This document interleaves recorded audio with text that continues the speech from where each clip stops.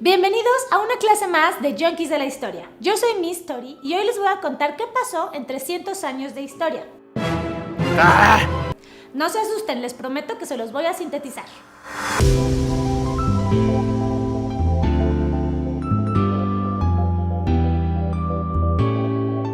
Y es que pasaron muchas cosas como para restar la importancia y de repente no se habla mucho de eso. Ok, puede ser para no recordar que estuvimos tanto tiempo sometidos por España, pero cosas que sucedieron en ese lapso de tiempo son las que nos identifican. Costumbres, tradiciones, comida, arte, todo eso se forjó durante este tiempo. A eso le llamamos virreinato.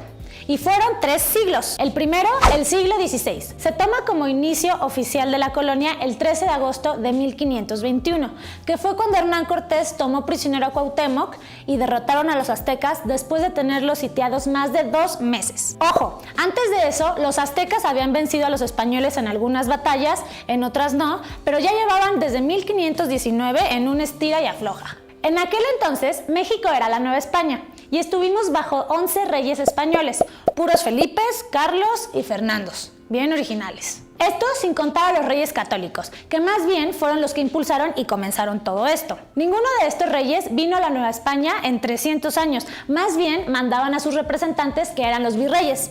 Y tuvimos más de 60. Ya siendo una colonia española, el primer paso era convertir al catolicismo a todos.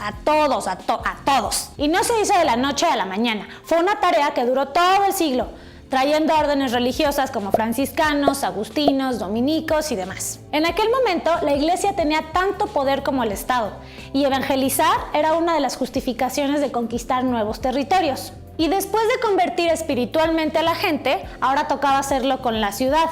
Entonces se pusieron a construir mesones, casas, edificios, iglesias, imprentas, bancos y muchísimas cosas. Y por supuesto, los indígenas no siempre recibían de brazos abiertos estos cambios. Por eso fue un siglo súper difícil. Además de todas las epidemias de sarampión, varicela, peste, viruela, hambrunas y demás. Pasemos ahora al siglo XVII.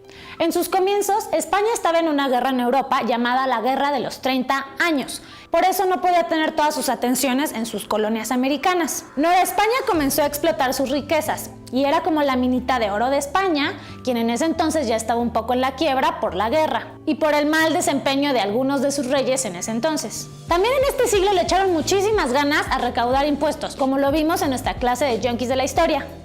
Por cierto, hurgando en el tiempo, hay una teoría que dice que el signo de dinero o de pesos que utilizamos actualmente surgió del escudo español. Otra cosa que llegó fue la Santa Inquisición, que castigaba delitos de hechicería, blasfemia y herejía. Nos podríamos imaginar esto. Pero esto no era Europa, y al menos en la Nueva España no mandaron a tantos a la horca ni a la hoguera. En el tiempo que estuvo la Inquisición hasta que fue abolida, solamente hay registro como de 43 personas que recibieron esta sentencia. El castigo común era la vergüenza pública. Les ponían unas túnicas llamadas San Benito con el estampado del delito en cuestión.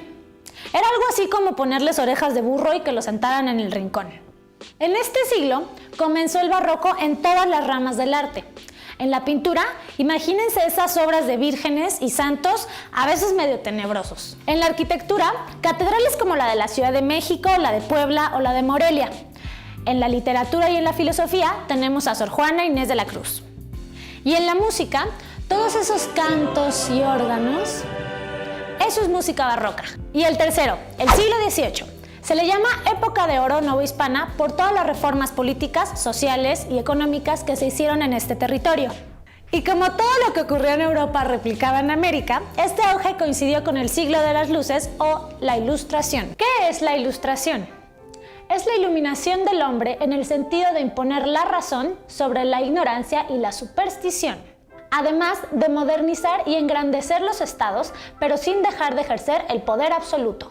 Se les llamaron reformas borbónicas y se hicieron cosas como el primer ejército profesional, el territorio se dividió en gobiernos e intendencias que ya son más parecidas a los estados actuales, reformas a la iglesia, la expulsión de los jesuitas,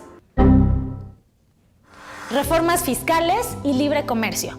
Además, fue un auge en la educación, ya que se crearon muchos colegios y academias, otorgando becas para dar oportunidades a más personas.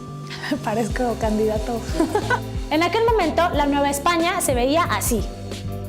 Ya estamos a finales del siglo XVIII y a pesar de que económicamente todo estaba bien, la población ya no estaba conforme con el gobierno y comenzaron movimientos y levantamientos. Sumándole una cosa que se llama nacionalismo criollo, clave para entender la siguiente parte de la historia, la independencia. Por eso, para todos aquellos que dicen